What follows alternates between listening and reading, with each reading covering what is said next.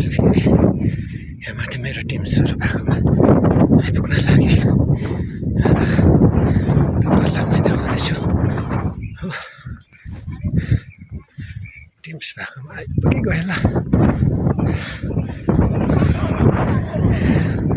यहाँ चाहिँ ओरिजिनल भोटे कुकुर पाउनुहुन्छ ल।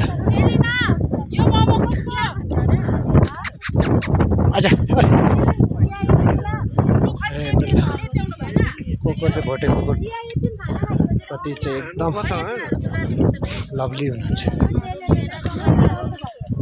ल टिम्सहरू यहाँ अझ खानामा लागिरहेको छ। चम्चीको के छ हुन्छ त्यही राख गाडी।